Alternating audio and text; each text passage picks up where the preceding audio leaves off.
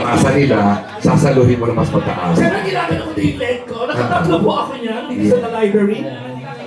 Madalas ka mag-prime time. Saka si Philip nasa nakatatlo. Yeah, so nakaisa akong solo, tapos yung dalawa ko, John Lapus and Philip Lasso.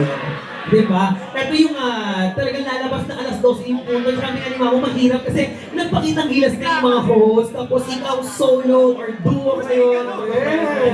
So, ito na po ang mga nominado para sa award ng Best Primetime Artist. We have Osang the Rock Diva, Anton Diva, DJ Once, Ian Red, Shobal O, Boobsy Wonderland, and Lucky Lucky Robles. Robles. And the winner is...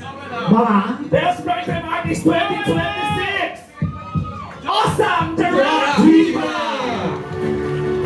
At si Osang ay napapanood natin every Saturday. At andi na siya mga kaibigan, walang pangalan.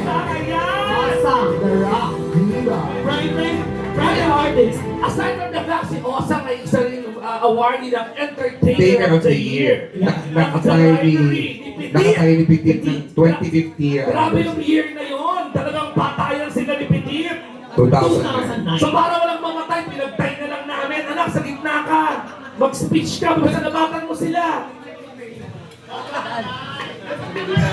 Mamaya, after ng performance ng Sunday, pagpe-performin natin si Osa. Okay, correct. Sayang naman ang outfit, di ba na?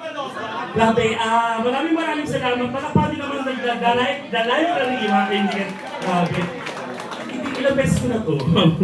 Ilang beses ko na nanalo ng private artist dito sa the library, mga kaibigan. Talagang never kong tinanggal ang schedule ko. Kailangan, sabi ko, kahit saan mapunta ako ng mga ibang bar, kailangan makapag-perform ako sa the library.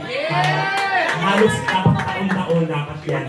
Ako nga pala po yung nag-perform dito next Saturday. Dito po ako as a private artist. Huwag kayo para mag-enjoy tayo ng bonggang-bongga. Maraming salamat sa mga taong sumusuporta sa ganitong mga entertainment kasi dito po kami nag-enjoy at talagang na-share namin ang mga talent namin at dito rin kami nahubog ng bonggang-bongga ang The Library, mga kaibigan. Palakpakan naman dyan. Thank you so much, Babong Alibirian.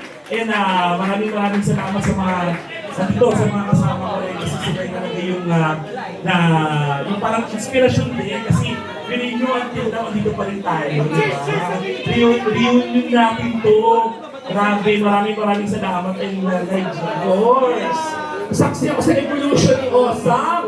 Grabe po. Yun po, maraming salamat and pasalamat ako na rin po si Dati Wawi kasi siya rin yung nagbigay sa akin ngayon po ay may good news ako sa inyo.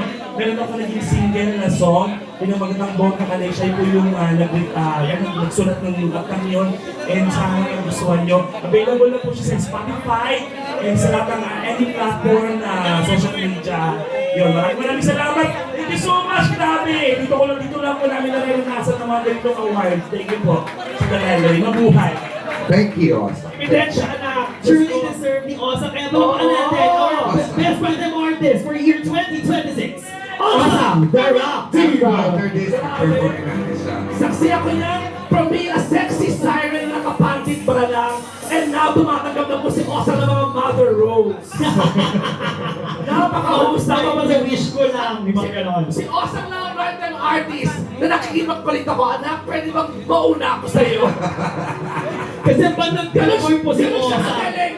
Pumapayag naman siya, lumalaban, pumapayag siya mauna ako sa kanya kasi ang hirap sundan, yan ang kagaling ang naging isang Osa. At kung gusto nyo mapanood yun, you can visit Osa sa set niya every Saturday. Dinala ko sa Amerika yun, nabaliwang ages. Sino yung bakla nila? Napakausap. Congratulations, Osa ka na! Congrats! Picture lang Picture!